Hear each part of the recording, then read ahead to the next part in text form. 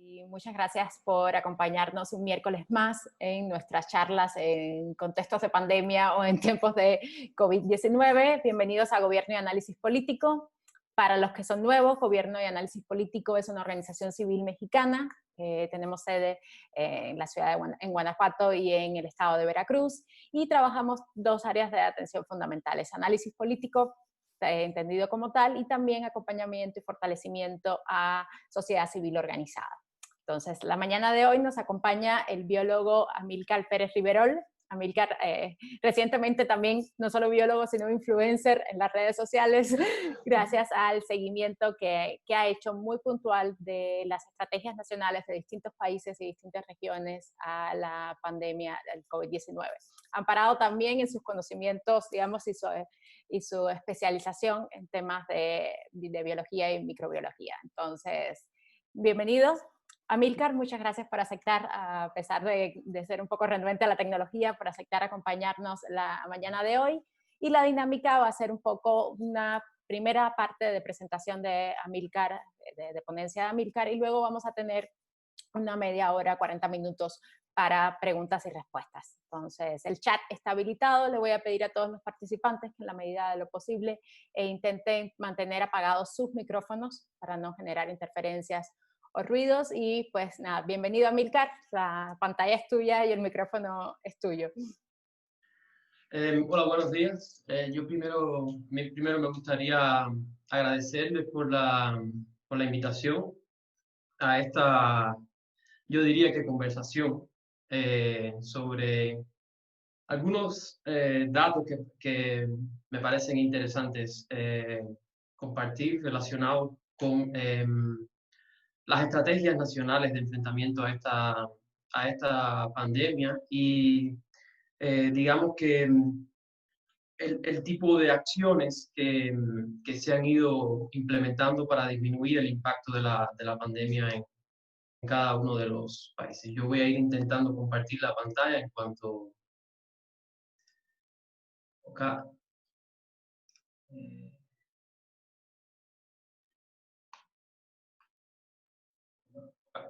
Espero que ya esté funcionando. Perfecto.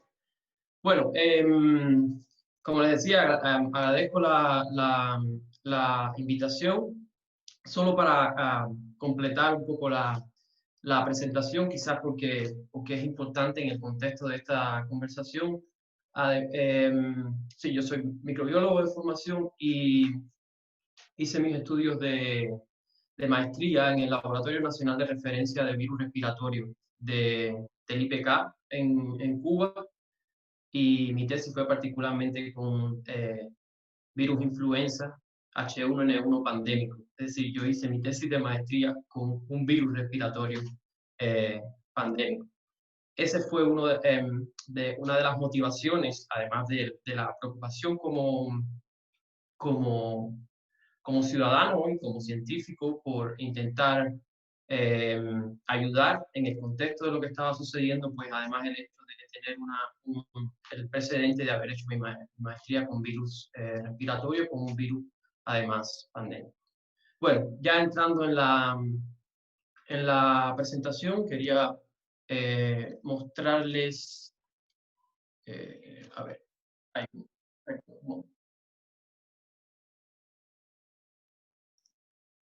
ok.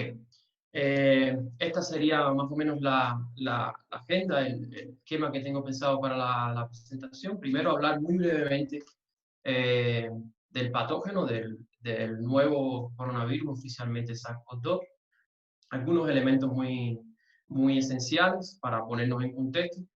Luego, dar algunas estadísticas o intentar tener una foto actual del momento de la pandemia. Yo voy a particularizar más en los datos de Latinoamérica por dos razones fundamentales. Primero, por el hecho de que la mayoría de los que supongo están participando de esta conversación somos latinoamericanos, pero además, particularmente por el hecho de que Latinoamérica y especialmente los países sudamericanos se han convertido, hoy son ya el epicentro de la pandemia de COVID-19. Después entonces entraré en la presentación hablar de las estrategias, las principales estrategias que se han ido implementando en cada una de las regiones para disminuir el impacto de esta pandemia y hablar un poco de los datos. Yo quería iniciar mi presentación eh, dando dos mensajes. El primer mensaje que me parece fundamental es que independientemente que durante toda esta conversación y cada vez que consultamos los datos, la mayoría de las veces lo que vemos son números. No vamos a estar hablando y no estamos hablando de números. Estamos hablando de vidas. Vidas que se están perdiendo y vidas que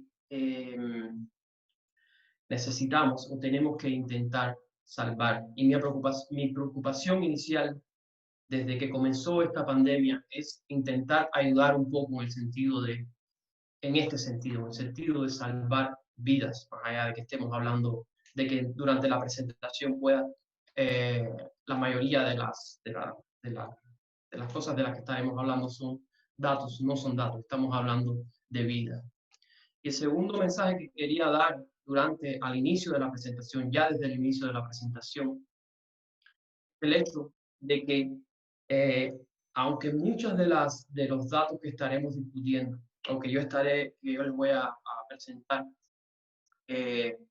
están ubicados si ponen a varios, unen los datos de varios países, no estamos hablando de una guerra, no estamos hablando de lanzar los datos de un país contra otro, de ponderar un país sobre otro, no estamos en una guerra. Y es importante este mensaje. Yo siempre que hablo de la pandemia, me gusta reafirmarlo por el hecho de que hay un solo enemigo.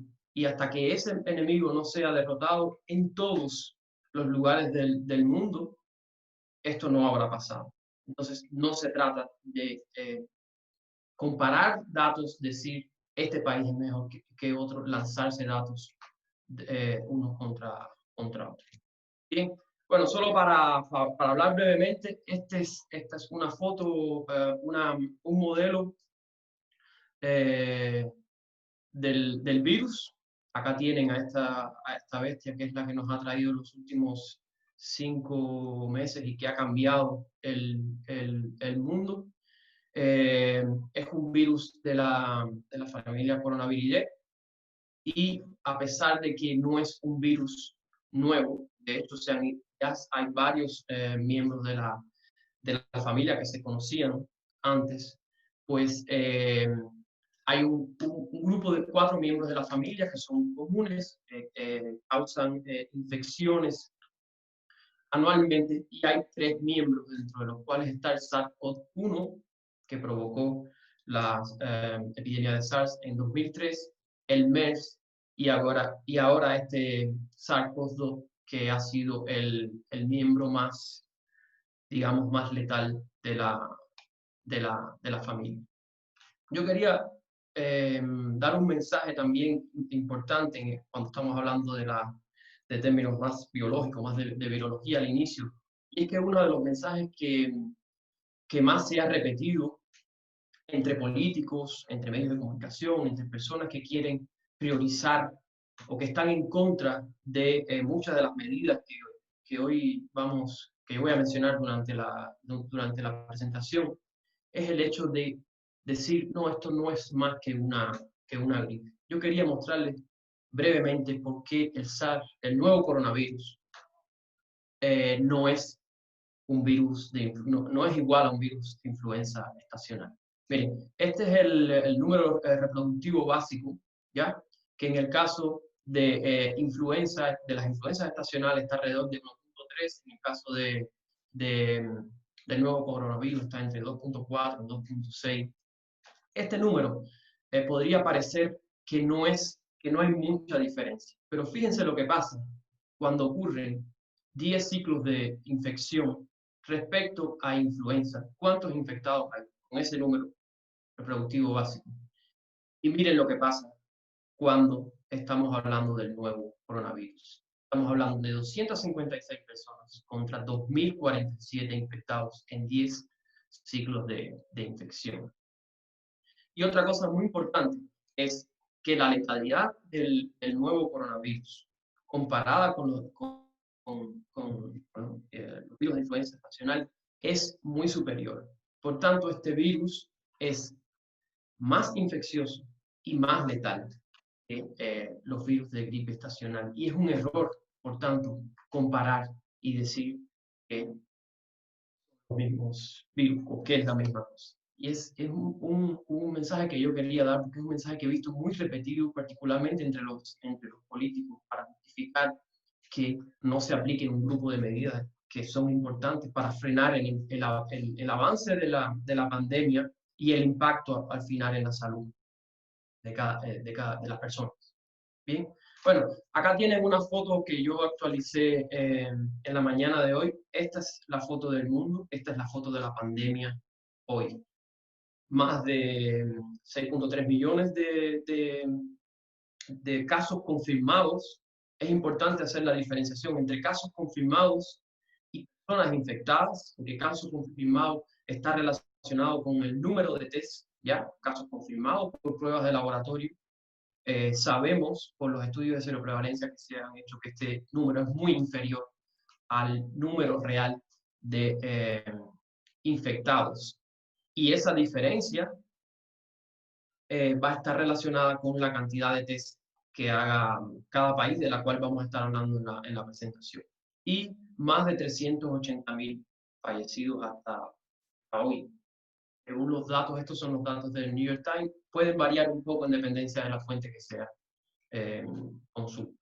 Bien, por regiones, entonces tenemos esta situación, el número de casos acumulados. Yo no voy a detenerme mucho, solo quería mostrar acá cómo va aumentando significativamente el número de casos para Latinoamérica y el Caribe, que ya es más de 1 millón de casos. Estamos hablando del acumulado total.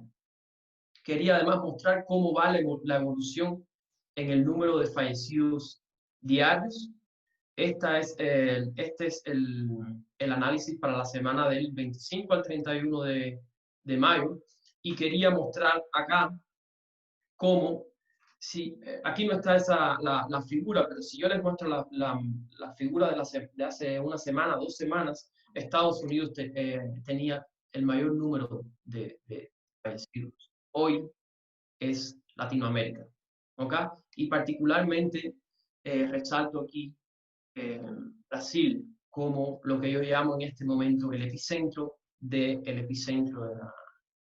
la pandemia, que es América del Sur. Un dato importante es que en este momento Latinoamérica y el Caribe, no sé si el mejor término es aporta, pero representa el 40% de las muertes diarias se concentran en la región, reafirmando la idea de que Latinoamérica y particularmente América del Sur es hoy el epicentro de la pandemia. Fíjense cómo esta región del gráfico que describe el número de muertes diarias, esto es un promedio semanal, va ampliándose para América Latina. Es decir, en este momento estaba el total de fallecidos estaba concentrado fundamentalmente en Europa en este momento de la pandemia. Cómo eso comienza a disminuir en Europa, ha comenzado a disminuir también en Estados Unidos y en América del Norte en general, y ahora es Latinoamérica quien empieza, en aumentado en el número de fallecidos. Esto es lo que pasa entonces en cuanto al número de confirmados diarios. El número de confirmados diarios es muy importante porque habla de evolución, de hacia dónde está yendo la pandemia.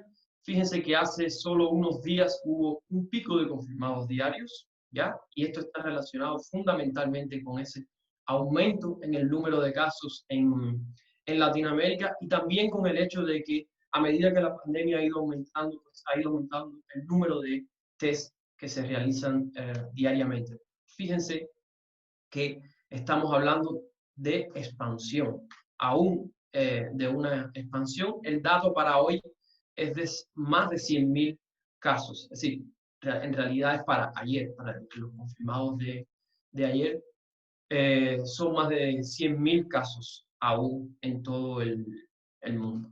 Este es un gráfico que a mí me parece muy importante y que nos dice qué está pasando para Latinoamérica.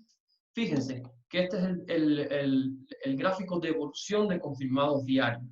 Y yo he puesto fuera de los países que en algún momento fueron el epicentro, como fue Italia, España, pues he puesto como referencia, no es comparación, ya lo he dicho al inicio de la presentación, a Estados Unidos. Y vean cómo muchos países de Latinoamérica tienen una pendiente positiva en cuanto al número de confirmados diarios. Aquí tienen a Brasil, que ya está a punto de superar a los Estados Unidos. Aquí tienen a México, Chile, Colombia.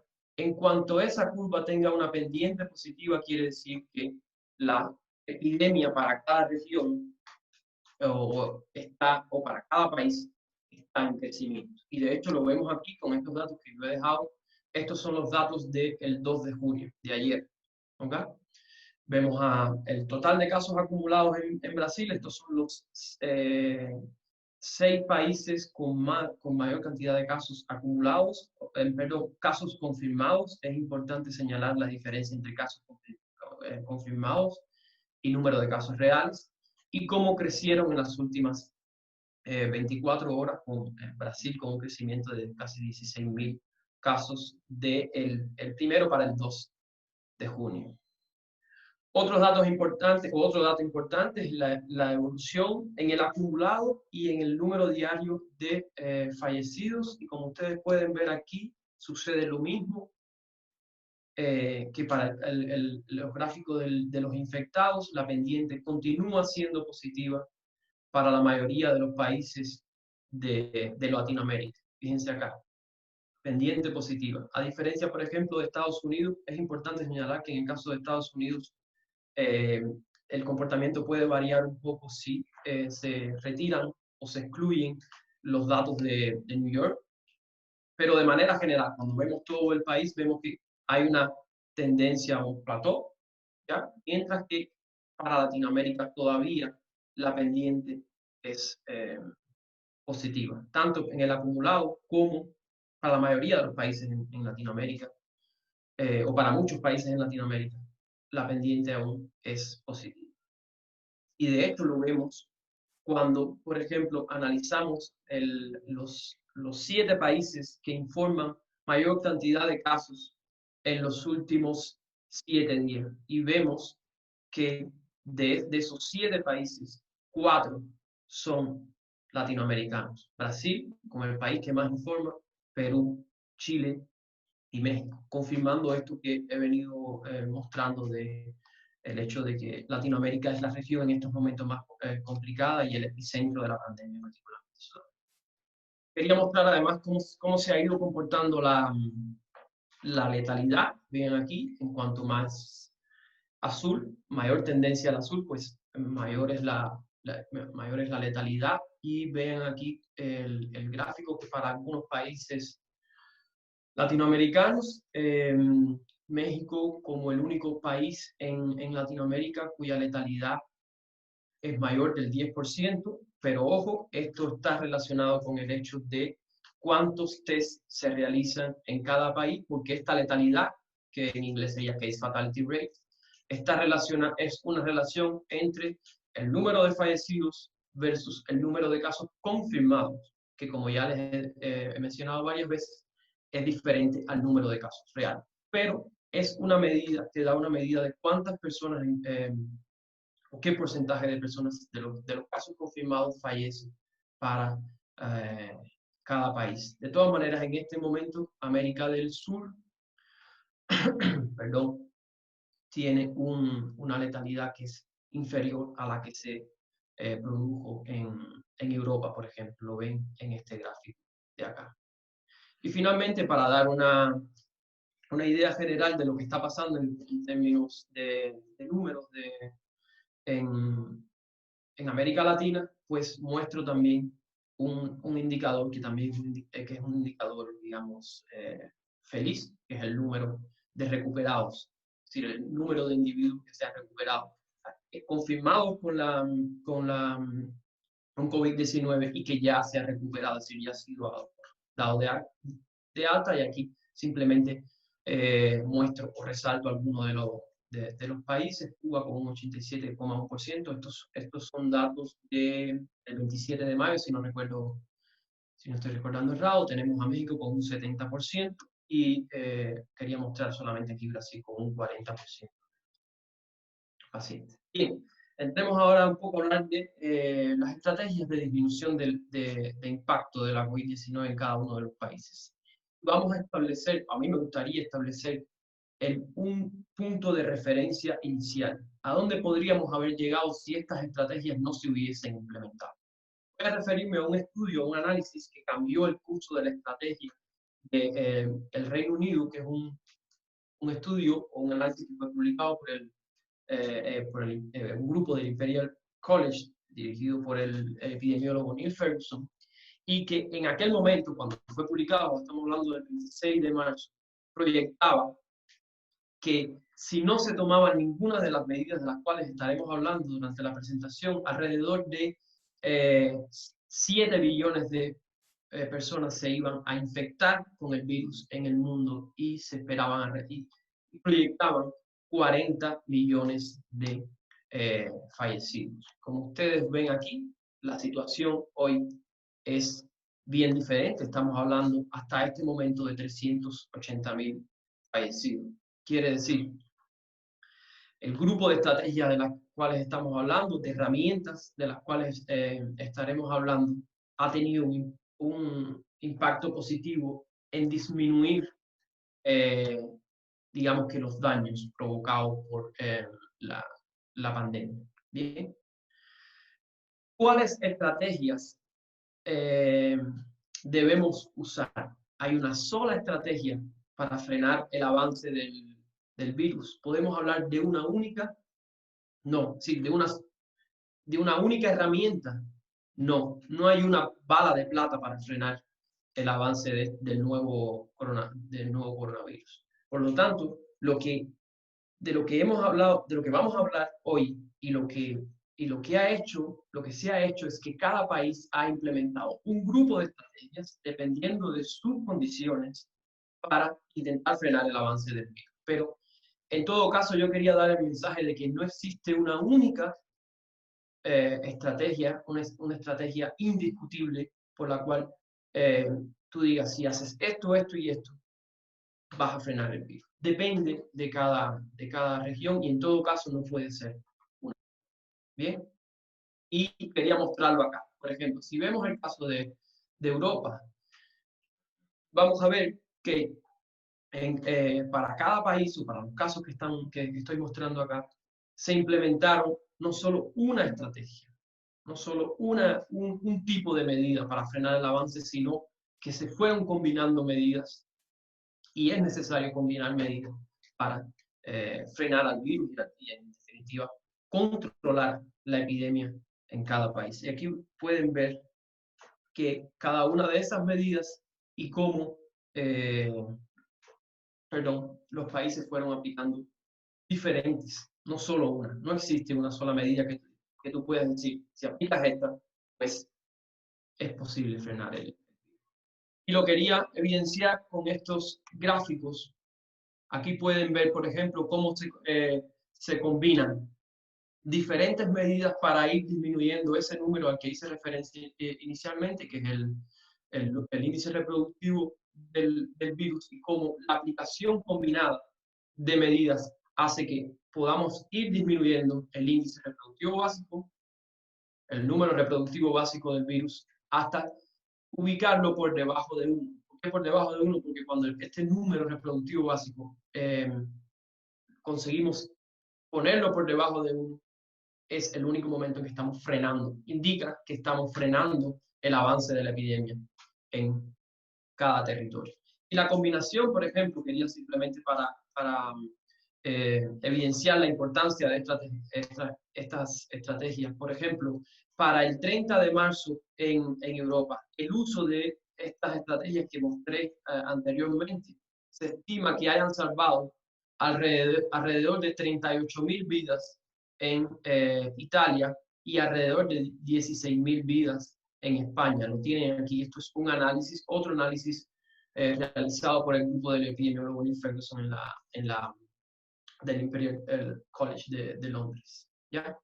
Se estima, además, quería mostrar esto para que tengamos una idea de la importancia de usar este grupo de estrategias en términos de salvar vidas.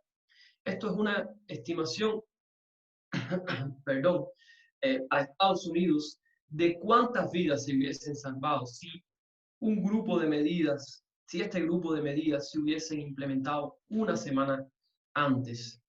¿Ya? Y esto es una estimación para el 3 de mayo. ¿Ok?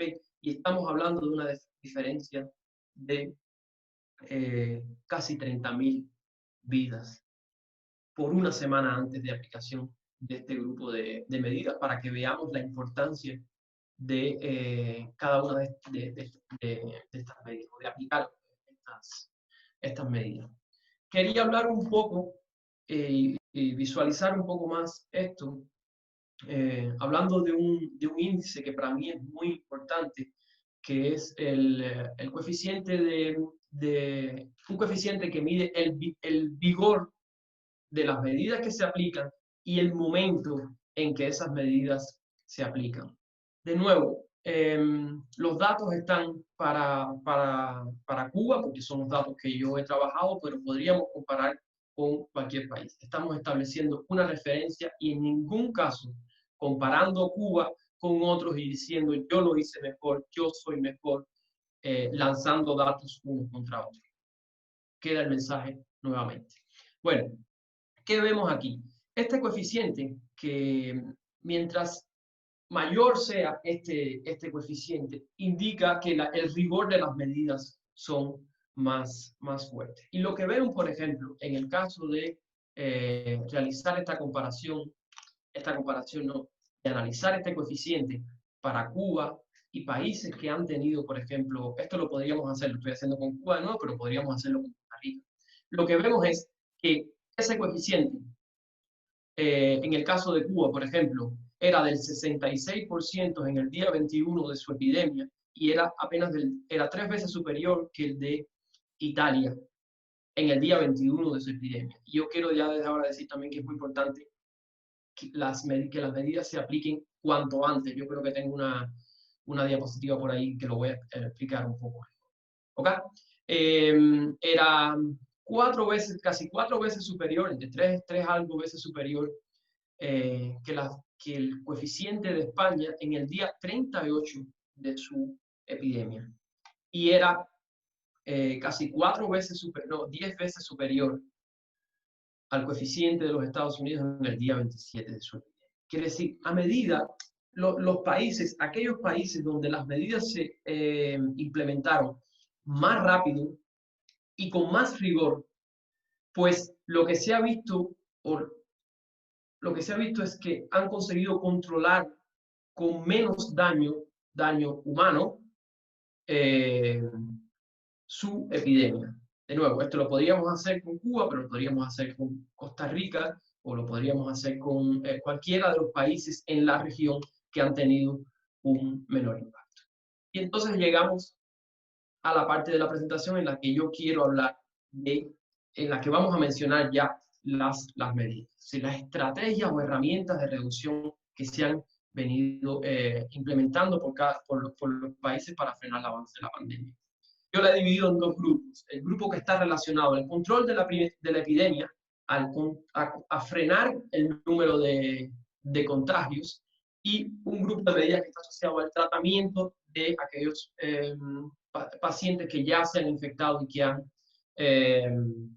que ya están con la enfermedad, porque hay que diferenciar entre contagio con el virus, con el nuevo coronavirus, y la persona que está con la enfermedad. Son cosas.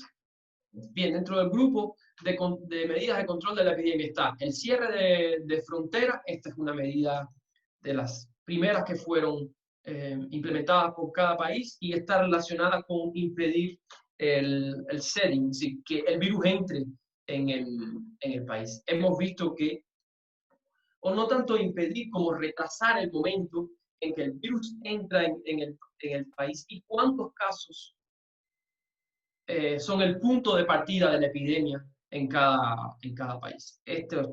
Para esto es el cierre de fronteras. Y luego están las medidas que están relacionadas con impedir o frenar que el virus se esparza en un país, en un territorio. Y aquí está la reducción de la movilidad en el país y la famosa campaña de quédate en casa, de la cual yo hablaría algunas cosas. El cierre de escuelas, las cuarentenas, el lockdown como la medida que nadie quiere establecer, pero que ha tenido que ser establecida en los lugares donde esto se ha ido de control. Prohibición de eventos culturales, deportivos, de manera general, eventos que reúnan a una gran cantidad de personas. El uso generalizado de máscaras, en Cuba le llamamos nasobuco. Y luego, dos estrategias que son fundamentales y que es complicado, después voy a explicar por qué, que son el diagnóstico masivo y el rastreamiento y el rastreamiento, el contact tracing y aislamiento de contactos. ¿Ya? Yo no me voy a referir al tema de la inmunidad poblacional, pero hay países que en un momento han apostado por esto, particularmente Suecia, y hoy se ha visto que no ha sido tan exitoso como se pensó. Yo me voy a enfocar principalmente en este grupo de medidas y aquí tienen entonces las otras relacionadas con el tratamiento de los pacientes que si alguno estuviese interesado podemos después discutir. Un mensaje inicial muy importante y es la relación entre el rigor de las medidas, el número de medidas que se aplican y el momento de la epidemia. Creo que lo había mencionado. Es importante aplicar las medidas en lo más rápido posible, porque a medida que la epidemia avance, pues entonces el número de medidas que tienes que aplicar, el rigor de esas medidas, la cantidad de test, por ejemplo, si estamos hablando en términos de diagnóstico, será muy superior. Hay muchas personas que mencionan, por ejemplo, hoy el caso de Estados Unidos, que tiene un per cápita de test muy alto, ¿sí? Porque hubo un momento en que comenzó a hacer muchos test. Pero ¿qué sucede? Que la epidemia de Estados Unidos había avanzado muchísimo y entonces necesita mucho más test para conseguir acompañar el ritmo de su epidemia. Por tanto, una cosa importante es aplicar las medidas rápido, en un momento lo más momento inicial de la epidemia posible. Bien. Bueno, voy a hablar rápidamente de cada una de esas medidas o estrategias y me gustaría comenzar por el tema de la campaña del quédate en casa. A mí me parece, lo he hablado, lo hablo con todo el mundo, me parece un elemento fundamental que aquellas personas que puedan quedarse en casa se queden en casa. Pero aquí hay un mensaje importante. No todo el mundo puede quedarse en casa, particularmente en nuestro continente. Y eso refuerza entonces la idea de que nosotros, quien pueda hacerlo, pues tiene una responsabilidad aún mayor. ¿Ya? Quien pueda quedarse en casa debe quedarse en casa. Ahora hay que ser cuidadoso en llamar irresponsable a quien no puede quedarse en casa. Y voy a mostrar solo este mapa. Esto es un mapa sobre empleo informal, sobre trabajo informal en el mundo. Y vean lo que pasa, si este mensaje es particularmente para nuestra región, vean lo que pasa en nuestra región comparado con Europa, comparado con Canadá o Estados Unidos. Hay mayores porcentajes de trabajo informal. Mucha gente que no puede quedarse en casa en nuestra región y que por tanto, refuerzo el mensaje, pone una responsabilidad mayor para quienes como yo yo tengo que llamarlo así, en este contexto, el privilegio de poder quedarse. Bien, respecto a la medida de restricción de viajes internacionales, quería mostrar cómo fue evolucionando y cuál es la situación actual. Fíjense que partimos del 22 de enero, perdón acá, y esta es la situación que tenemos hoy en cuanto al cierre de fronteras. Es muy probable que a medida que nos acerquemos al verano en Europa y viendo la evolución que ya es positiva, que ha tenido positiva Europa, es muy probable que este mapa, al menos para Europa, comience a cambiar. Yo, un comentario solo sobre el cierre de fronteras. Lo que podemos ver es que aquellos países, en general, aquellos países que hicieron un cierre de frontera más rápido, cuando tenían menos casos y menos fallecidos, pues de manera general se puede hacer una asociación para algunos países, y no solo el cierre de fronteras, sino combinado con otras medidas, pues han tenido una evolución, digamos, más suave de su epidemia. En este caso está resaltado Cuba simplemente por la fuente de la cual yo tomé esta imagen. Podemos ver, por ejemplo, el caso de Italia o de España, que fueron países con un impacto muy alto, cierre de fronteras se produjo con un alto número de casos y un alto número de fallecidos. Incluso hoy sabemos que ese número es muy superior, porque hoy sabemos que el virus ya estaba circulando mucho antes del momento en que se produjeron se confirmaron los primeros casos. Perdón. Bien, otra medida importante, muy importante, es la restricción de eventos públicos y de las aglomeraciones. Tan importante que acá estábamos el 22 de junio, solo China tenía esa prohibición. Esta es la situación del mundo hoy. Los países que están en gris es porque no se tienen datos claros sobre el tema. Y yo quería solo comentar por qué es tan importante esta restricción. Hoy sabemos que la mayoría de los contagios que se producen por el virus, las infecciones secundarias se producen a partir de un número pequeño de individuos, ¿ya? Es decir, alrededor del 80% del acumulado de casos fueron infectados por una cantidad pequeña de personas en determinados ambientes, ¿ya? Aquí yo les pongo los datos de un trabajo muy interesante que dicen que alrededor del 80% de los contagios se producen a partir de los contagios secundarios, se producen a partir de 10% de los individuos que son contagiados. Y por eso es tan importante restringir los eventos públicos, las aglomeraciones, para que no se produzcan ese tipo de grandes eventos de contagios. Otro elemento importante, otra estrategia o herramienta importante es el rastreo de casos y de contactos. Yo les muestro acá, quería mostrarles acá cómo ha ido evolucionando esta estrategia para cada uno de los países. A medida que vamos hacia el azul, la estrategia es más eficiente o es más profunda. Y quería simplemente observar. Este es un trabajo muy interesante que salió publicado hace algunos días en Science, y que muestra que si somos capaces de aislar el 60% de los casos infectados, ¿ya? Si la estrategia de rastreamiento de casos y de contactos es eficiente al punto de que podamos detectar los casos infectados y aislar los contactos, y llegamos al punto en que el 60% de los casos infectados y de sus contactos están aislados, llegamos a un punto de control de la epidemia. Lo tienen aquí.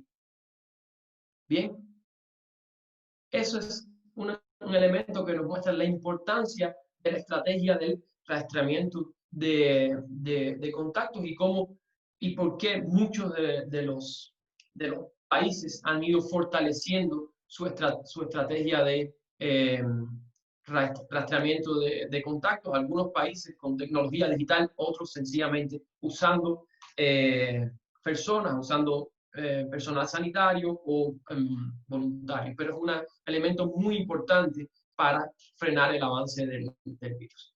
Otra estrategia que ha sido muy utilizada, particularmente por países asiáticos como Corea del Sur, países o ciudades-estado, Alemania, Nueva Zelanda, Islandia, es el mass testing. El mass testing es una estrategia fantástica, es una estrategia que nos permite acompañar la evolución de la epidemia, pero tiene el problema de la logística, ¿ya? Es un hándicap importante que tiene esta.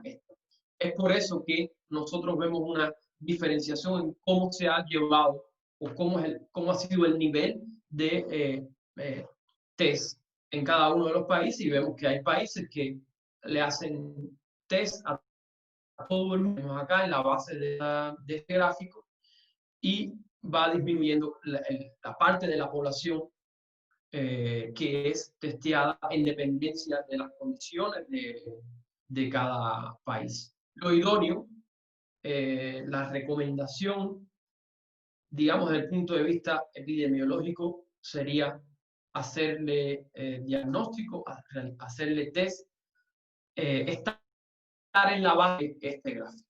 Pero sabemos que no todo el mundo puede hacer test, y después podemos conversar un poco. ¿Cuál es la importancia de hacer muchos test? Yo voy a poner solamente el ejemplo de Corea del Sur. Corea del Sur llegó un momento de su epidemia en que estaba acá. Tenía mucho más casos, ¿ya?, de los que podía identificar. ¿Qué sucedió entonces? ¿Ya? Que Corea comenzó a testear, y llegó un momento en que consiguió estar en esta área de acá. Realizaba mucho más test que el número de positivos que devolvía. Y después yo voy a dar el dato de cuál es la recomendación de la OMS en el sentido de los test. Una situación totalmente diferente a la de Italia, en la que esta área roja es el número potencial de casos, y vean el número de test. En esencia, lo que sucede es que estos países no tienen una idea real de qué está sucediendo con su epidemia, y esto es muy grave y es uno de los factores que ha hecho que la epidemia se vaya de las manos, se descontrole en muchos países. ¿Qué está sucediendo con el per cápita de test? Y yo resalto sobre todo Latinoamérica, pero quiero hacer una diferenciación. Fíjense que aquí podemos trazar una línea. Acá el verde habla de más test, de mayor per cápita de test en la población, y a medida que vamos hacia el blanco, pues el per cápita es inferior. Y vean que aquí prácticamente podemos trazar una línea, y vean lo que pasa en Latinoamérica, donde los per cápita son muy inferiores al resto del mundo. No quiere decir que porque no hagamos test no vayamos a poder controlar, ¿ya? Pero es más complicado controlar la epidemia cuando haces menos test. ¿Qué es lo que ha sucedido entonces? Y aquí vuelvo a poner el ejemplo de Latinoamérica. Si comparamos con cómo ha ido acompañando, por ejemplo, Corea del Sur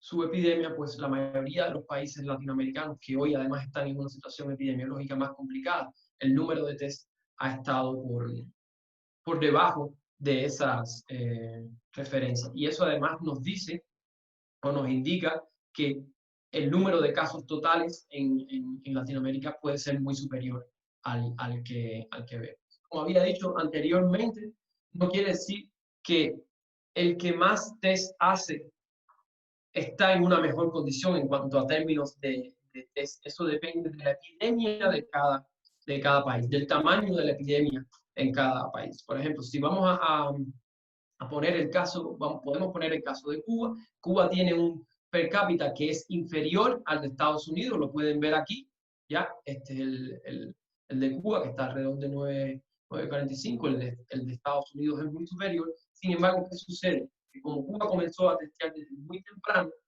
pues ha conseguido acompañar. Cuando uno hace la relación entre el tamaño de la epidemia de Cuba y el tamaño poblacional de Cuba, pues entonces se encuentra en una situación. Es lo mismo que sucede, por ejemplo, para Uruguay, que no tiene un elevado per cápita, pero está en una situación mejor desde el punto de vista de los test, con respecto, por ejemplo, a Estados Unidos, que ha testeado, que ha hecho mucho más test que Cuba. ¿Cuántos test debemos hacer? ¿Cuál es la referencia de test? Bueno, la OMS dice que cada país debería testar para que solo 1 de cada 10 test que hagas, es decir, el 10%, sean positivos. Esa es la referencia de la OMS y un consenso general en que ese es el número idóneo de test. En estos momentos hay un grupo de países en Latinoamérica, yo diría que casi la mayoría de los países, que no cumplen ese valor o esa recomendación de la OMS, y eso es un factor que complica el control, el saber dónde estamos en nuestra epidemia y dónde hay que trabajar más o dónde hay que aplicar medidas más severas. Creo que esta es la última parte ya, y quería referirme al uso de máscaras, que ha sido muy conflictivo porque en algún momento la OMS dijo que no, después entonces sí. Miren, yo quiero mostrarles qué países, es decir, cómo está el mundo en cuanto a la recomendación de usar máscaras. ¿Ya? Y aquí ven qué países exigen el uso de máscara o siempre o en muchas condiciones o lugares. Son los países que están en verde, ¿ya? Y yo quería explicarles por qué es tan importante y por qué yo particularmente recomiendo mucho el uso de máscara. Al inicio, cuando la OMS hablaba del uso de máscara, nos planteaba que era recomendable solo para los individuos que estaban infectados. Pero ¿qué sucede? Hoy sabemos que el 80% de las transmisiones se producen a partir de individuos asintomáticos. Quiere decir, un individuo no sabe que está infectado, y si usted recomienda que el uso de máscara solo sea para individuos infectados, usted no tiene síntomas, ¿ok? Pues entonces ese individuo iba a salir a la calle, ese individuo asintomático iba a salir a la calle sin saber que estaba infectado durante este periodo asintomático, en este virus hasta 14 días, pero la media es de 5 días, y iba a infectar. Pero además, hoy sabemos que las máscaras, en el caso del coronavirus, lo sabemos para influenza también, no solo protegen, sino no solo frenan el contagio porque impiden que el individuo infectado emita gotículas o se produzcan aerosoles con el virus, que también protege a la persona que está en contacto cercano al individuo infectado. Voy entonces a mostrarles un gráfico muy interesante. Dice que si tomamos en cuenta la eficiencia de las máscaras que son usadas, ¿qué porcentaje de la población lo usa? Pues hay análisis que ya nos dicen que si el 60% de la población usa máscaras que tienen un 60% de eficiencia en frenar la emisión del virus, frenamos la epidemia. ¿Ok? Y yo estoy mostrando una imagen solamente de cómo trabajan o qué es lo que sucede cuando una persona que está infectada, sea sintomático o asintomático, bien, porque sabemos que el periodo además de más emisión del virus coincide con el periodo asintomático, porque este virus es capaz de replicarse en el sistema respiratorio superior, en el tracto respiratorio superior. Pues entonces el uso de máscaras protege o impide la emisión de gotículas y la producción de aerosoles con el virus y por tanto la contaminación de otras personas. Tiene que ser máscaras. Una de las cosas que la OMS discutía mucho era el tema de que si las máscaras tenían que ser máscaras cirúrgicas y, ¿sabes? Estas máscaras para el personal sanitario, y había este debate sobre que si la población en general usaba máscaras de servicios sanitarios, pues entonces iba a haber, pues la demanda iba a hacer que el servicio sanitario se quedara sin máscara. Hoy sabemos que no, que hay máscaras que uno puede realizar en casa y que son eficientes. Yo les muestro un trabajo muy interesante que fue realizado para, para influenza, pero influenza tiene en términos de medidas del virión, el tamaño del virus es muy semejante a coronavirus, y vemos que en efecto las máscaras hechas en casa pues, tienen una eficiencia en frenar la emisión de gotículas y la producción de aerosoles con el virus. Aquí tienen, por ejemplo, lo que pasa en términos de unidades infectivas del virus cuando usted no usa máscara y la reducción en cuanto a la emisión de unidades infectivas de virus cuando usted usa máscaras hechas en casa o máscaras más profesionales de las que usa. Y yo creo que queda bastante claro aquí, si ustedes ven la comparación, la reducción en los porcentajes, incluso cuando usted usa máscaras hechas en casa. Y con eso yo termino mi presentación y espero por las preguntas. Espero no haberme excedido el tiempo.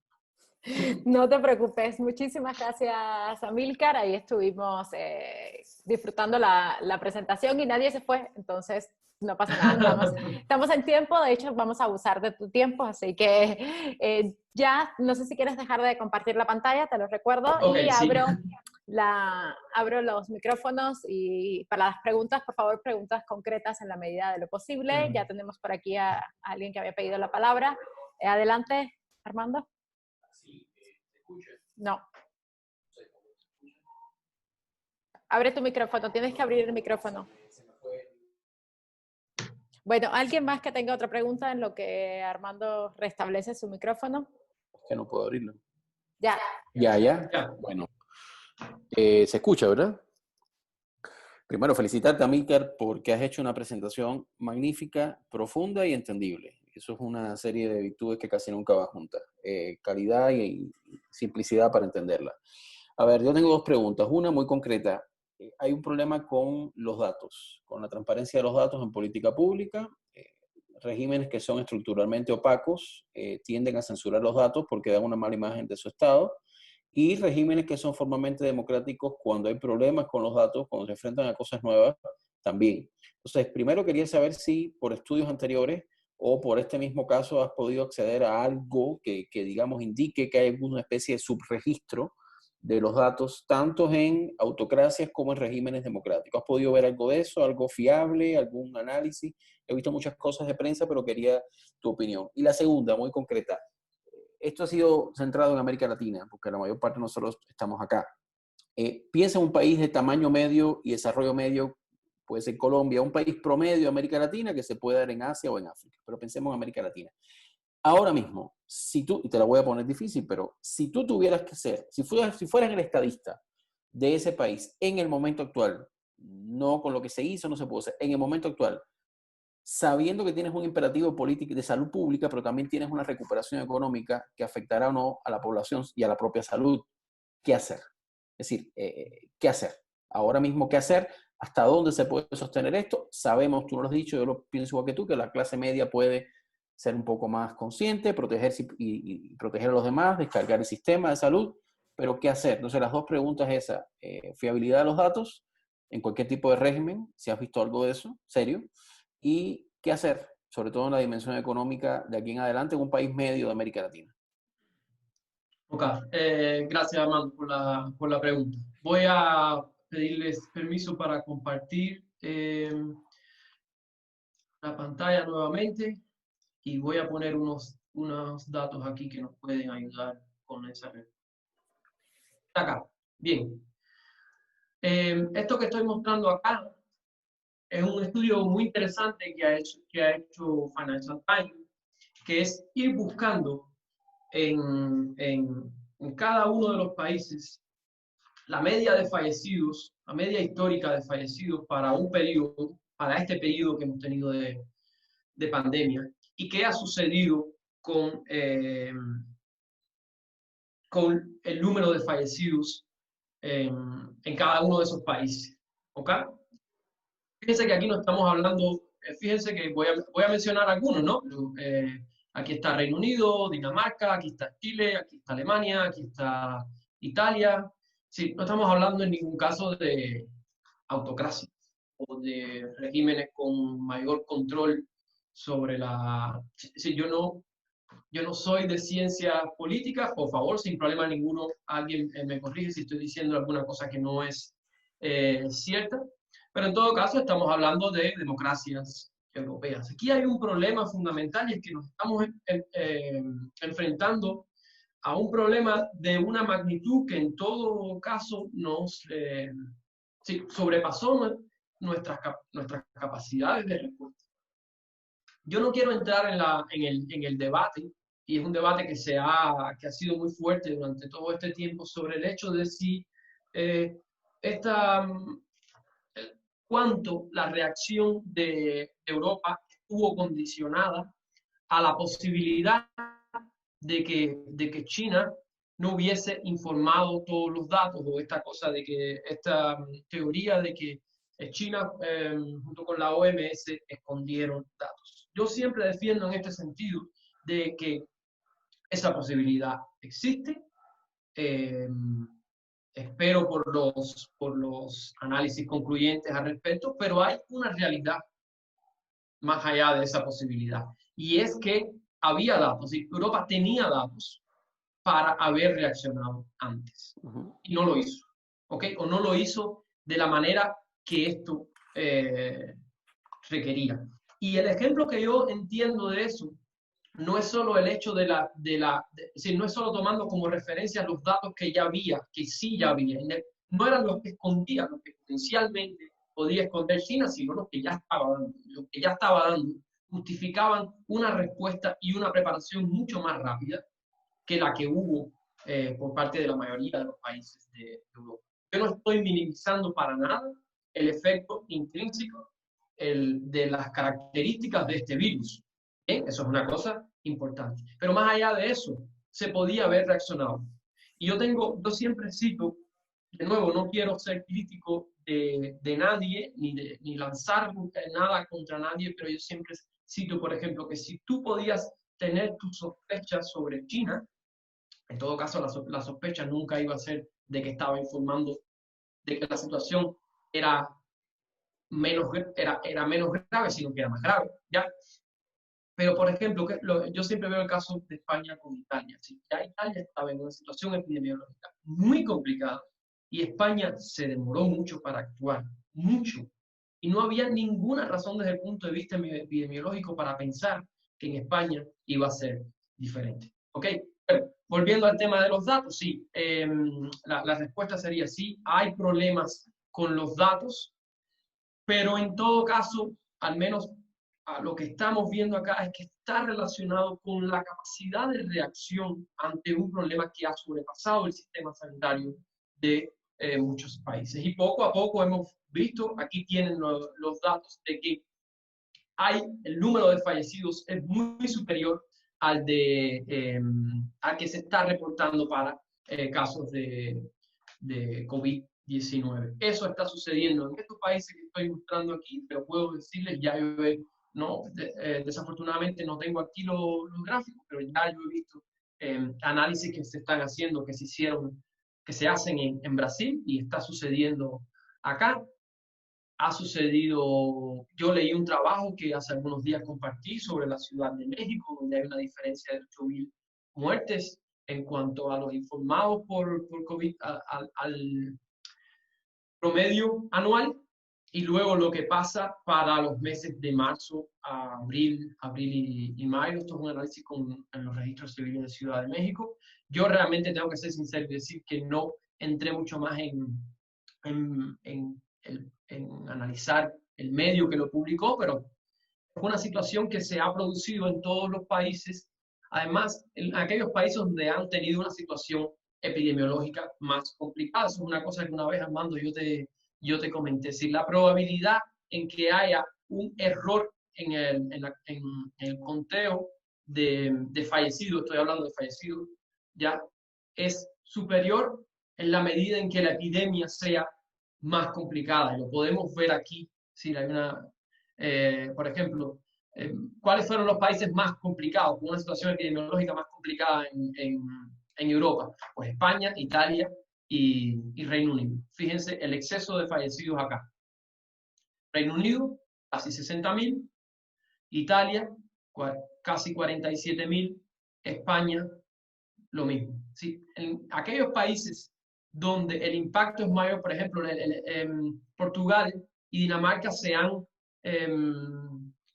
señalado como uno de los ejemplos del control de la epidemia en Europa, y vean que es exactamente así. Fíjense que, por ejemplo, Dinamarca, la diferencia es de 200 casos, de 200 fallecidos, y en el caso de Portugal, que lo tenía por aquí, es un poco más, pero es 2.600 comparado con los 60.000 del Reino Unido. No es mucho. Conclusión de de esto que te estoy diciendo es que hay error en el conteo, ¿ya? En el caso de para los casos es más complicado aún porque está relacionado con cuántos test hace cada país, y en el caso de los fallecidos, pues lo estamos viendo aquí. Me voy a referir al tema de las autocracias, los regímenes que tienen más cuidado con la información. Mira, yo he seguido particularmente el caso de Cuba, y lo que yo veo hasta hoy en el caso de Cuba, ¿sí?, es que hay una consistencia en cuanto a lo que se está informando, cómo evolucionan las cifras y el conjunto de medidas que tomó Cuba. Lo mostré por acá, ¿ya? Pero voy a detenerme para hacer el análisis acá. Fíjate, en la región, por ejemplo, Costa Rica, que ha sido la referencia de la región, pero podríamos hacer el análisis con Uruguay. Fíjate cómo el coeficiente Oxford Stringent Index, el coeficiente de rigor de las medidas, del grupo de medidas que toma un país de Cuba. Fíjate el recorrido, ¿cuál es el recorrido de Cuba, por ejemplo? ¿Bien? Ok, el recorrido de Cuba es el recorrido, o muy semejante al recorrido de Costa Rica, que sería el ejemplo positivo de la región. Si nosotros analizamos entonces, es decir, aquí estamos viendo las medidas y el tiempo en que se tomaron. Y fíjate que el recorrido de Cuba es muy semejante al de Costa Rica. Pero además, si vamos al tema si vamos a analizar un grupo de variables y tenemos una matriz de medidas, vemos que, por ejemplo, en el caso del per cápita de test por millón, bien, de Cuba, el rojo es Cuba, el azul es Costa Rica. Este coeficiente del que estamos hablando, pues Cuba se comporta incluso en algunos, en el per cápita de test, en lo que ha mantenido este grupo de medidas que se mide por este índice, pues ha sido superior incluso al de Costa Rica. De tal manera que la evolución de la epidemia para el caso de Cuba, y estoy hablando del caso de Cuba porque si recibo cada vez en muchas ocasiones cuando publico los datos de Cuba, el cuestionamiento sobre esos datos. Lo que estoy diciendo es que basado en el análisis de esas medidas, de lo que Cuba ha hecho, y voy a mostrar aquí otros datos, sin en términos de medidas, pero vamos a verlo entonces por medidas particulares. Por ejemplo, Cuba cerró con un fallecido y 48 casos confirmados. Bien, eso está muy alejado de aquellos países donde la epidemia se ha ido de control. Ya vimos el recorrido de este coeficiente de rigor. Quería mostrar además si ustedes ven acá, Cuba está en el tema del contact tracing, si el rastreamiento de casos está en azul, es uno de los pocos países de la región que está en azul, ¿sí?, que es un rastreo de casos profundo, ¿ya? Y quería referirme al tema de los test en el caso de Cuba. Fíjense que aunque el per cápita de Cuba no es muy elevado si lo comparamos con el per cápita de otros de países europeos o el propio Estados Unidos, ¿qué pasa? Que la curva de Cuba este es un gráfico cuando hay que comienza cuando se producen los 100 confirmados. Fíjense dónde comienza la curva de Cuba, acá. Prácticamente donde comienza la curva de Corea, ¿ya? De Corea del Sur. Bien, si comienza arriba, quiere decir, aunque Cuba no ha aumentado su per cápita hasta el nivel que está hoy Estados Unidos, cuando tenía 100 casos confirmados, esto es el inicio de la epidemia, pues estaba acá al nivel de Corea. ¿Sí? En términos epidemiológicos, Cuba ha conseguido acompañar con test la evolución de su epidemia. Y eso se traduce primero, que esté acá, a pesar de que tiene un per cápita inferior, ¿ya? Pero consigue, en esta recomendación de la OMS, consigue, hoy por ejemplo Cuba está consiguiendo de que en lugar de 10 test, que es el mínimo que solicita la OMS, pues 1 de cada 100 está 10 veces por encima de ese límite recomendado por la OMS. Y lo pueden ver aquí. Este es el total, ¿ya? Y está en 50 porque estamos hablando del total, pero en las 3 últimas semanas alrededor de 100. De tal manera que en el caso de Cuba, a mí me parece que sencillamente entendieron la magnitud del problema y han aplicado un conjunto de medidas que le han permitido el control, ¿ya? Y que sea consistente lo que está sucediendo en evolución de la epidemia, en el control de la epidemia, con lo que han hecho, con lo que están informando. Yo te pido disculpas porque para otros casos que pudieran ser conflictivos, de nuevo me refería a Cuba porque es el cuestionamiento que siempre me hacen en cuanto a la información y además porque soy cubano. Te pido disculpas, no puedo referirme a otros casos porque, por ejemplo, en el caso de China, sé que es complicado, pero yo no he leído mucho sobre esto, entonces no me atrevo a hablar. Y respecto a la segunda pregunta, ¿qué hacer? Perdón, ¿qué hacer si yo fuera... Primero, no lo haría. No sería presidente de nada, ni no. Pero ¿qué hacer? Yo creo inicialmente que un país como Colombia, como cualquier país latinoamericano, a estas alturas además, el tema de aumentar el número de test es complicado. Lógicamente yo intentaría llegar a esta recomendación de la OMS, pero hay cosas que sí podemos hacer. Mira, lo primero que yo crearía es una matriz en la cual yo definiría qué lugares, qué negocios, qué sectores de la economía tienen mayor prioridad para impulsar la economía y menor riesgo de que exista contaminación. Esto es yo no tengo el gráfico aquí, pero ya hay epidemiólogos y grupos que se han dedicado a definir esto. Es decir, una matriz en la cual tú digas, este grupo de negocios son prioritarios para la economía, ¿ya? Y tienen una probabilidad, existe una probabilidad de contagio por lugar donde se trabaja, por las condiciones del lugar. Bueno, estos deberían abrir. Lo segundo que haría es impulsar con campañas, pero sí, hacer obligatorio el uso de máscaras faciales. Eso obligatorio, ¿ya? Yo no quise traer, hay mucha gente que ha compartido estos gráficos de cómo se comporta la Cuba en los países asiáticos y establece una correlación entre el uso de máscaras. Yo no lo quise hacer porque yo soy partidario de que estamos hablando de varias medidas, de varias cosas. No es que si tú usas mascarillas, pues la curva tuya va a ir hacia... Pero es una realidad que las máscaras sanitarias ayudan y ayudan muchísimo. Yo haría obligatorio el uso de máscaras.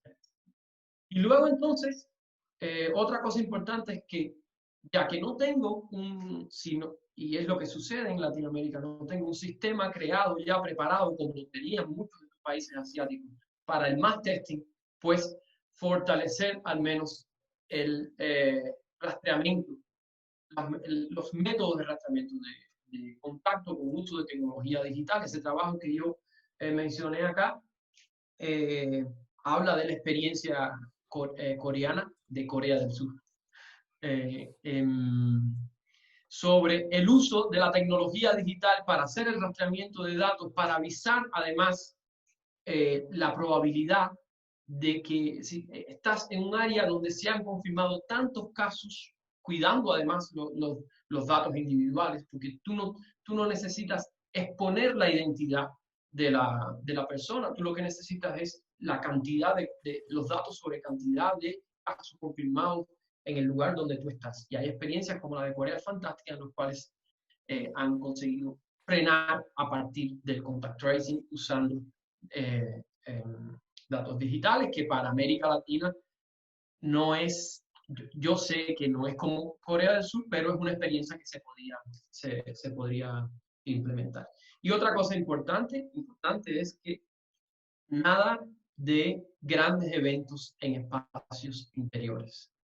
Yo lo mencioné en una parte de la presentación, pero hoy sabemos que hay individuos super spreaders, super contagiadores, y hay eventos super contagiadores. Y que tanto los eventos super contagiadores como los individuos super contagiadores son responsables del 80% de los casos. Si tú previenes eso, pues vas a tener un impacto significativo en frenar la epidemia en tu país. Sería esas mis tres. Muchas gracias, Amílcar. Tenemos los micrófonos, por favor. ¿Hay alguien con el micrófono abierto que hace como interferencia? Tenemos dos preguntas más que voy a darles la palabra un momentito, al doctor René Murrieta y luego a Paula Figueredo. Sí, René, por favor. Hola, ¿qué tal? Buenas tardes. Felicidades, doctor Amílcar. ¿Me escucha bien? Sí, se escucha. Sí, bueno, realmente la pregunta es concreta y sencilla. ¿No cree que el caso de los datos que estamos viendo en todos los países es un efecto de las comorbilidades que están asociadas a cada país? Es decir, por ejemplo, México, gran cantidad de obesos, Estados Unidos igual. Entonces el virus llega, se establece, hace su carga viral de manera invasiva y te escanea y busca cuál es esa parte.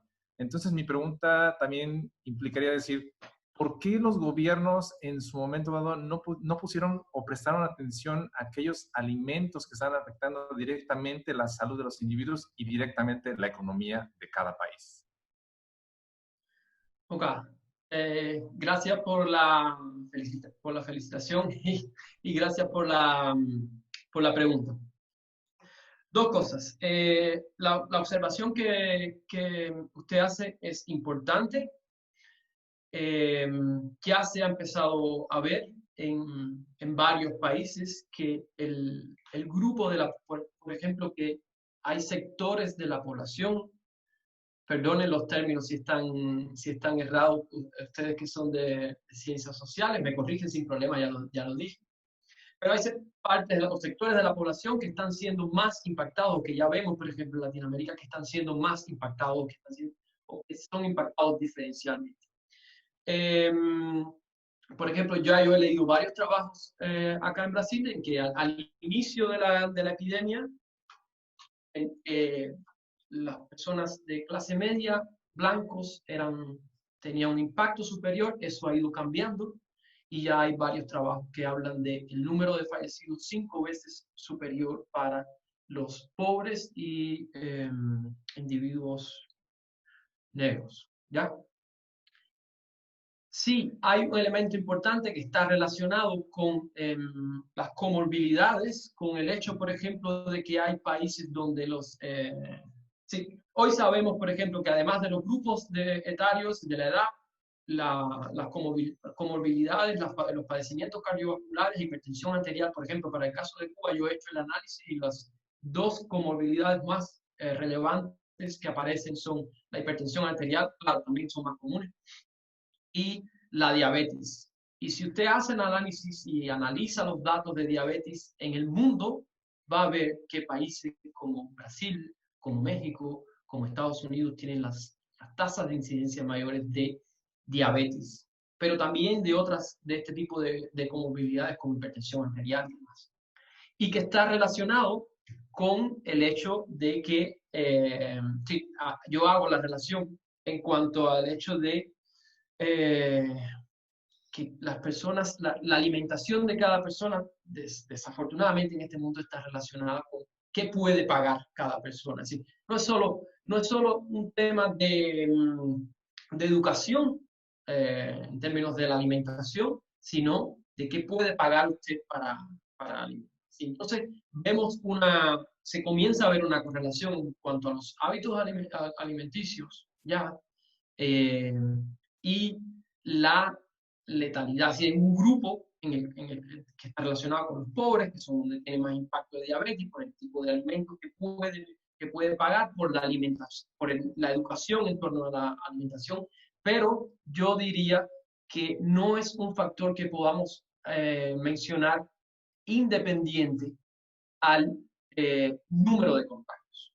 ¿Ok? Sí, en todos los países donde la letalidad, en casi todos los países donde el número total de fallecidos es elevado, no, yo diría que en todos los países donde el número total de fallecidos es elevado, es porque el número de infectados también es muy alto. Y quería decir eso porque, por ejemplo, tenemos países en Europa donde la letalidad es muy elevada y no tenemos estos problemas es decir, no es tan marcado el hecho de tener individuos diabéticos y los hábitos alimenticios son más saludables.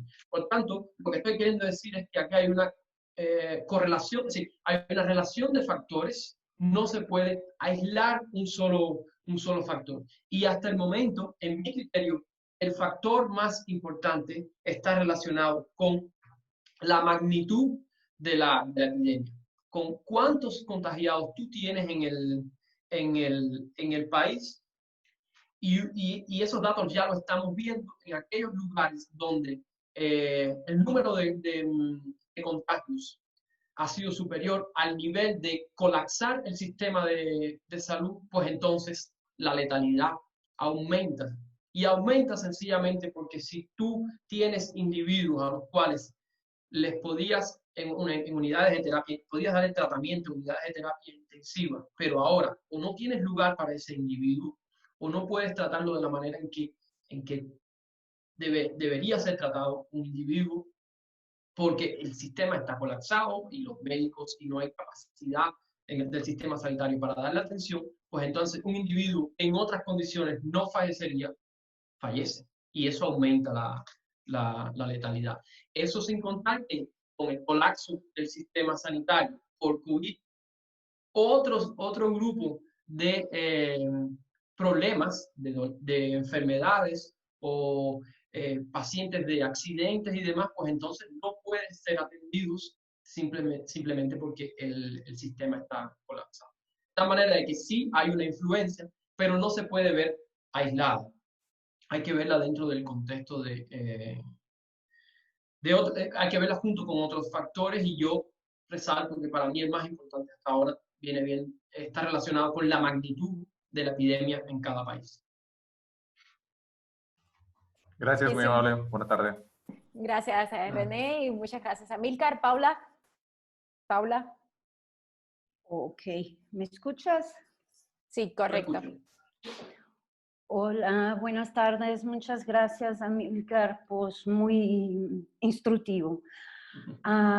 Yo quería comentar algo que me ha llamado mucho atención desde el inicio de toda esta situación. Creo que fue antes de marzo, un epidemiólogo, es difícil decirlo en español, portugués, mencionaba que nosotros debíamos actuar hipotéticamente como si tuviésemos contagiados. O sea, esa debería ser nuestra postura. Entonces, frente a la situación hipotética que estás contagiado y que no tienes ningún síntoma, pues vas a hacer o vas a seguir todas las medidas que tu gobierno o en tu país te las aplican. En este caso estoy hablando de Portugal, que me pareció muy interesante esta postura, y además fue de la Sociedad de Pneumología. ¿Y qué pasa? Todas las personas muy fácilmente se acomodaron a la circunstancia de estar en casa, y eso que tú también defendes, que yo también lo defiendo, porque si yo pienso hipotéticamente que estoy contaminada, voy a utilizar mascarilla. Entonces mi cuestión es, ¿por qué los gobiernos llevaron tanto tiempo y aún son muy resistentes a este tema de la mascarilla? Porque no puede solo ser una cuestión económica. Mira, incluso en Portugal el gobierno fue resistente, la Dirección General de Salud fue resistente, pero las empresas textiles se convirtieron a fabricar mascarillas, como tú mismo lo mencionaste. No tiene que ser una N95, una cirúrgica. Mismo las que son hechas en casa tienen un nivel de protección. Entonces, ¿por qué esta resistencia? Y voy a añadir también este comentario. Hace 2 días ya se vio la situación de ser críticos también al uso de guantes, o sea, algo que también estaba implementado, utiliza mascarilla, guantes para donde vas a colocar tus manos, y ahí todo para explicar cómo colocar mascarilla, guantes, tratarte la ropa, comida que entre en casa, lo que sea. Y ahora otra vez los guantes, o sea, no ultrapasamos el tema de mascarilla, pero ya tenemos el problema de los guantes. No sé si me puedes elucidar tanta resistencia, ¿por qué? Gracias. Gracias a usted por la pregunta, Pablo. A ver, respecto al tema de las mascarillas. Las sociedades occidentales son renuentes o resistentes en general al tema de las mascarillas. ¿Sí? Yo he leído algunos trabajos de medios de prensa asiáticos, y el tema de las mascarillas no se discute. ¿Ya? ¿Qué sucede? Los países asiáticos están acostumbrados al uso de mascarillas en lugares públicos por otras razones, ¿ya? Están relacionadas con la contaminación ambiental y demás. Por tanto, el tema de la mascarilla nunca fue un elemento de discusión en las sociedades asiáticas, ¿ya? Yo hace algunos días, cuando yo tenía la conversación con el Toque, decía que el 26 de enero, cuando no había ningún caso aún en Europa, yo no recuerdo si ya se había producido el caso en Alemania, que fue el primer caso en Occidente. Mi hermano me dijo, toma, te voy a dar un regalo. Y me regaló una mascarilla. Yo no entendí por qué me estaba regalando. Sí, yo sabía que estaba sucediendo ya esto, pero estamos hablando de 26 de enero. Y me dice, mira, yo trabajo con 6 asiáticos. Y todo el mundo en Asia ya está usando mascarilla. ¿Ya? Vamos a usar mascarilla acá en Europa. Y en efecto, ya, ustedes vieron el mapa que yo compartí acá. Entonces, hay un primer elemento que es el elemento cultural, que además aún se discute desde el punto de vista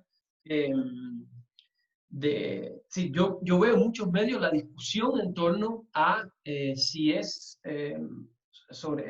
compatible con la cultura occidental el uso de las mascarillas, particularmente en lugares públicos.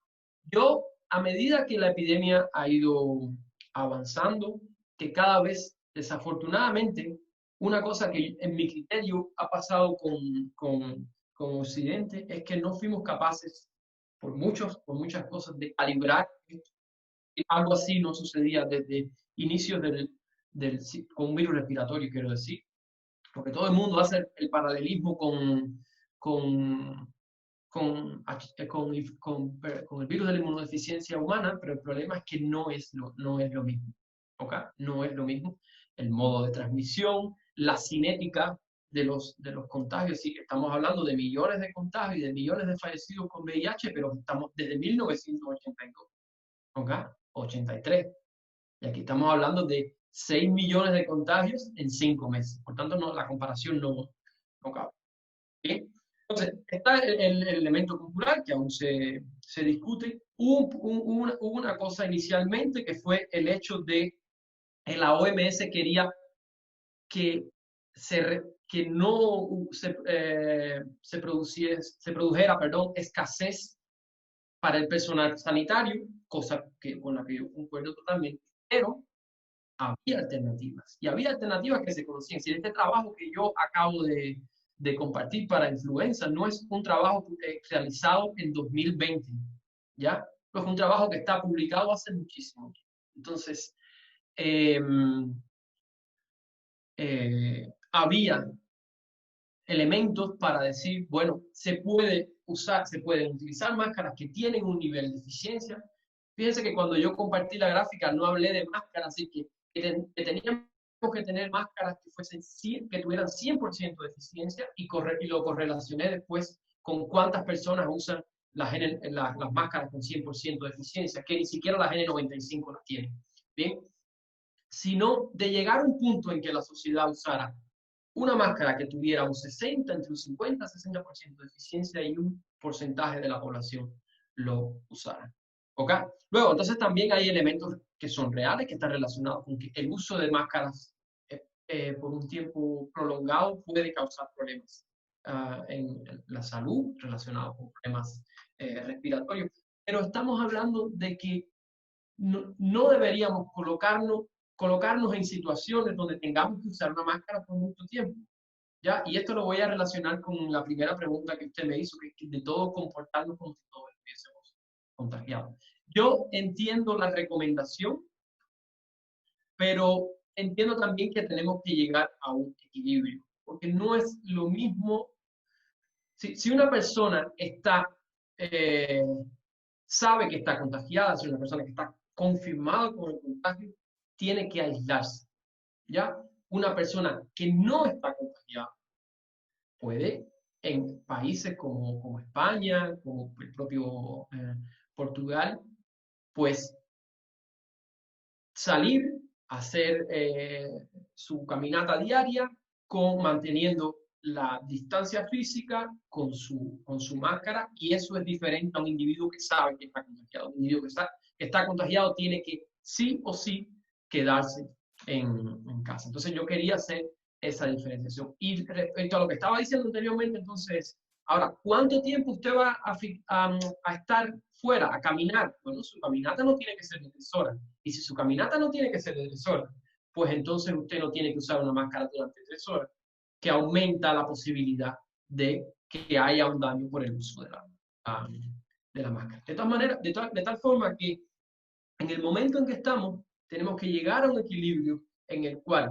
usted no tiene, si la epidemia en su país ya ha sido controlada, si ya hay recomendaciones epidemiológicas para que usted, y las cifras dicen que usted puede salir de casa tomando distancia, una distancia que yo recomiendo sea de 3-4 metros lo menos, pero la mayor posible, y que sus caminatas no sean de 3 horas para cuando usted use la máscara no tenga que estar con una máscara durante 3 horas. Y si va al mercado, pues yo espero que nadie tenga que pasar 3 horas en el mercado. De tal manera que hay que encontrar un equilibrio. ¿Hasta cuándo? Bueno, yo siempre menciono 3 factores. Hasta que lleguemos a la famosa inmunidad poblacional, que de llegar, pues lo que tenemos que hacer es controlar la epidemia para que lleguemos a la inmunidad poblacional sin estos picos que saturen el sistema de salud, hasta que lleguemos a una vacuna. Y en aquella parte de la presentación que yo mencionaba, estas medidas a las que me referí más y hablaba de los tratamientos, yo quiero reafirmar la idea de que eso es una cosa que yo olvidé mencionarle a Armando. Si usted como país no tiene la infraestructura, no tiene la tecnología que le permita desarrollar una vacuna, pues entonces intente participar en iniciativas internacionales que se están realizando ya para desarrollar una vacuna. Y el tercer elemento que yo tengo que resaltar es que si este virus sigue la lógica de los virus respiratorios, en algún momento va a comenzar a atenuar su virulencia. Tal vez no la transmisibilidad, pero sí la letalidad. ¿Sí? ¿Cuánto más? Que los virus respiratorios siempre tienen la tendencia a adaptarse al hospedero, disminuir la letalidad de tal manera que garantice la transmisibilidad. ¿Ya? El objetivo de un virus es replicar su genoma y para eso, mientras más mate, pues menos transmisibilidad, menos se transmite y menos consigue su objetivo evolutivo de replicarse. ¿Okay? Entonces, esos tres elementos deben combinarse. Alguno de los tres va a llegar, además de la optimización de los tratamientos y demás, para que lleguemos a la tan soñada normalidad. Quería decir una última cosa, espero haber respondido su pregunta. Quería decir una última cosa. Si tuvieran yo creo que podríamos aprovechar la oportunidad, si tuvieran alguna pregunta relacionada con estos temas más que uno ve muy comúnmente, como si nos podemos reinfectar o no nos podemos reinfectar, ¿por qué volvemos a dar positivo? O esta comparación, es decir, preocupaciones de este tipo relacionadas con el virus que quieran hacer, pues queda ahí la sugerencia. Creo que Paula tenía una dudita más, no sé si respecto a algo. Paula, aprovecho para pasarte felicitaciones de parte de Isbel y de Eduardo Ramírez, que también ahí en el chat dejaron su felicitación. Gracias. Paula. Sí, es muy breve. Yo otra vez sigo la situación que está en Portugal, a pesar de no estar a vivir en Portugal. Hace 2 semanas empezamos la retoma de algunas actividades y hay un debate muy importante. Una cosa es la economía, otra cosa es la educación. ¿En qué momento de la recuperación o en qué momento debemos iniciar las actividades presenciales en las escuelas?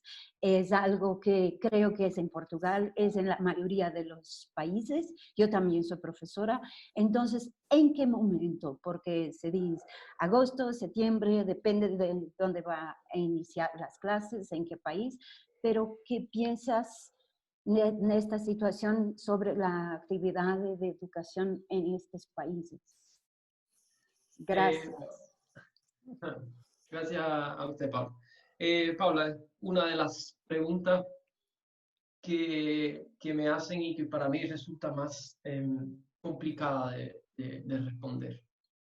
En mi criterio lo va a decir la evolución de la epidemia si lo debe dictar la evolución de la epidemia en cada país. Si estamos hablando de un país donde el número de casos se mantiene bajo durante un largo periodo de tiempo, si estamos hablando de un país donde la capacidad del sistema de salud para responder, estamos hablando, por ejemplo, de camas hospitalarias en UTI y demás,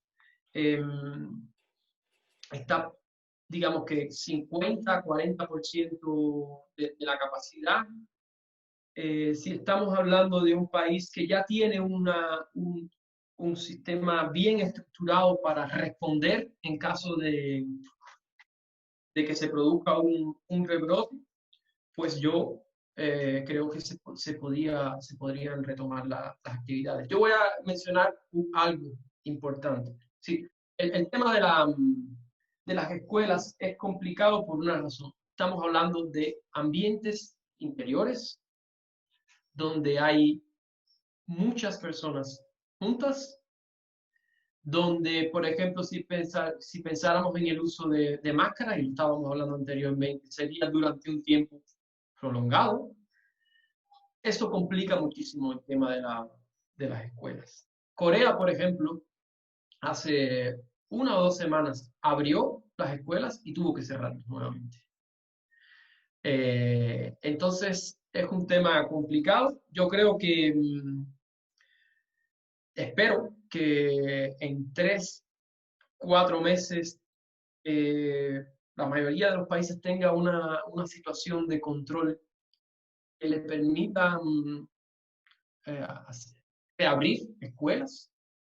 Ya lo digo, estoy hablando de países que están ahora más complicados, hay países que tienen, esto va a depender de cómo, de la evolución de la epidemia en cada país. Cuba acaba de anunciar que va a abrir en septiembre, pero todo esto va a depender de lo que pase. Va a ser el curso de la epidemia hasta que tengamos la famosa vacuna o lleguemos el virus se atenúe o lleguemos a la inmunidad poblacional, va a ser el curso de la epidemia quien va a dictar el tema de las escuelas, porque puede ser un hotspot para la contaminación. Y la recomendación es, entonces, aquellos países que lo permitan, pues entonces perfeccionar los métodos de enseñanza por vía digital.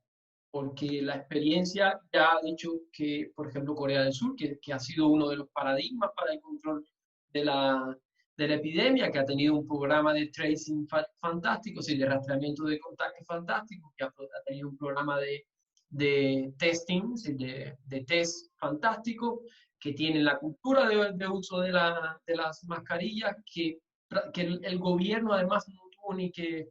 Sí, se dieron recomendaciones, pero las personas voluntariamente, los que podían, disciplinadamente, se quedaron en casa y hace 2 semanas abrieron el país, tuvo un rebrote. Claro, estamos hablando de 58 casos, pero bueno, para un país que se mantenía con menos de 10, de repente tiene 58 y tuvieron que cerrar la escuela. Entonces es un tema complicado.